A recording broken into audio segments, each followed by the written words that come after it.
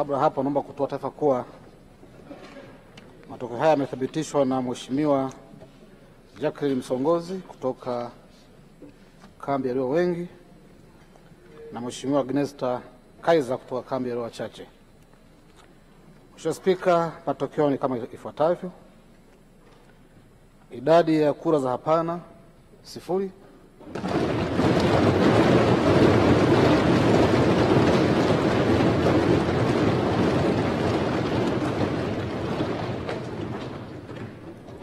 kura zilizoharibika 2,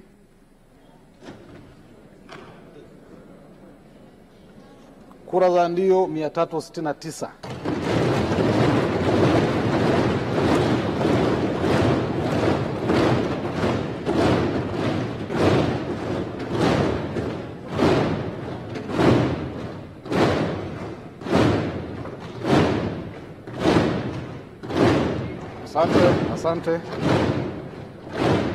Asante.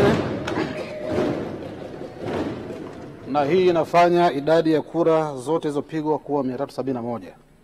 Hivyo Mheshimiwa Daktari Mwigulu Lameck Nchemba amethibitishwa na Bunge kuwa waziri mkuu kwa jumla ya kura 369.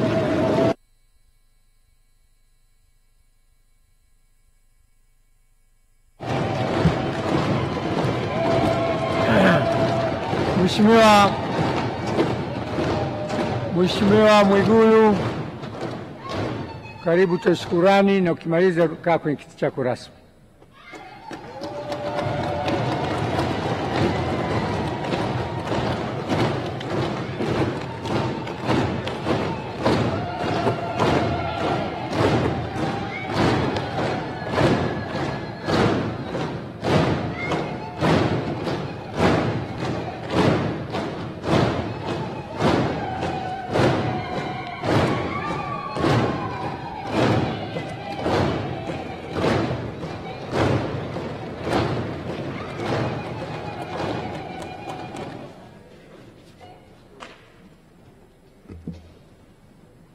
Mheshimiwa Spika,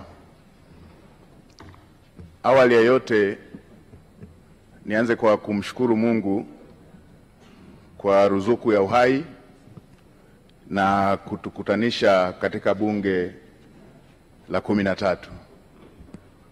Namshukuru Mungu vile vile kwa hatua hii ambayo tumetoka kuishuhudia. La pili, nimpongeze sana Mheshimiwa Rais Dr. Samia Suluhu Hassan kwa kuchaguliwa kwa kishindo na Watanzania. Ushindi huo ni uthibitisho wa imani kubwa Watanzania walionayo kwake pamoja na serikali yake. Mheshimiwa Spika, katika miaka mitano Daktari Samia Suluhu Hassan amejitambulisha kuwa ni rais anayetaka matokeo ya haraka yanayotatua matatizo ya Watanzania. Amefanya hivyo wakati alipoapishwa kulikuwa na tatizo kubwa la umeme. Aliweka jitihada kubwa za kukamilisha mradi mkubwa wa bwawa la Mwalimu Nyerere na kuachilia umeme ule ambao umemaliza kabisa tatizo la kukatika kwa umeme na kuipa nchi ziada ya umeme. Alipoingia madarakani kulikuwa na tatizo la vifo vya kina mama wajawazito pamoja na watoto kutokana na upungufu wa hospitali na vituo vya afya. Katika kipindi kifupi amejenga zaidi ya hospitali 119 za wilaya, zaidi ya vituo vya afya 649 katika kata mbalimbali na zaidi ya zahanati 2800 kwa nchi nzima. Katika kipindi kifupi kulikuwa na shida ya shule pamoja na madarasa, na tulikuwa tukiona baadhi ya wanafunzi wakisomea chini ya miti. Katika kipindi kifupi amejenga shule mpya zaidi ya 2700 za msingi na amejenga zaidi ya shule 1300 za sekondari na madarasa zaidi ya 1097.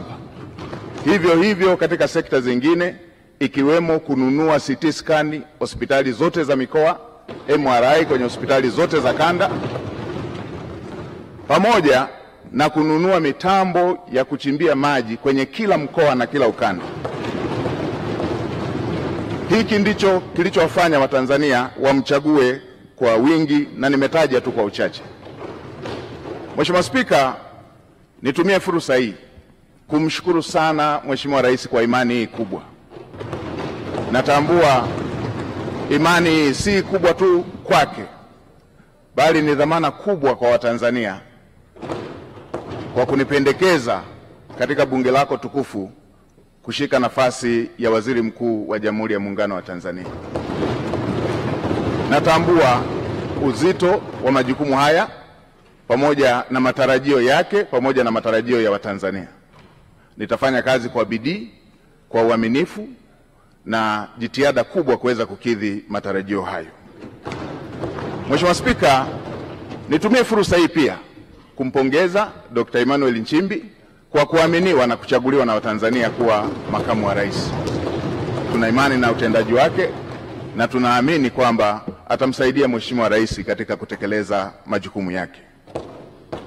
Mheshimiwa Spika, nimpongeze pia Dr. Hussein Mwinyi kwa kuchaguliwa na kuaminiwa kuwa rais wa Zanzibar. Ushindi wake ni ishara na uthibitisho wa kazi kubwa alizofanya za kuwaletea maendeleo wa Zanzibari. Namtakia kila laheri katika utumishi wake mpya. Mheshimiwa Spika, nitumie fursa hii kumpongeza mwanasheria mkuu wa serikali. Mwanasheria mkuu wa serikali ndugu yangu Hamza Johari amekuwa kiungo muhimu na amekuwa akisaidia sana majukumu yanayohusu sheria kama custodian wa masuala ya sheria wa serikali. Mheshimiwa Spika, nitumie fursa hii kukupongeza wewe mwenyewe kwa kuchaguliwa kwa kishindo kuwa spika wa Bunge la Jamhuri ya Muungano wa Tanzania, bunge la 13. Natambua nia yako thabiti ya kulifanya bunge la 13 kuwa bunge la Watanzania. Niahidi kwa niaba ya serikali tutatoa ushirikiano wa dhati kuweza kuhakikisha kwamba unatimiza malengo yako hayo ya kulifanya bunge la 13 kuwa bunge la Watanzania. Mheshimiwa Spika, nitumie fursa hii pia kumpongeza Dr. Philip Mpango, makamu wa rais mstaafu, kwa kazi kubwa aliyoifanya ya kumsaidia Mheshimiwa Rais. Tutamkumbuka kwa unyenyekevu wake, kwa maono yake na usaidizi wake uliojaa utii. Dr. Mpango amefanya kazi yake kwa uthabiti mkubwa. Nitumie fursa hii pia kumpongeza Mheshimiwa Kassim Majaliwa, waziri mkuu mstaafu.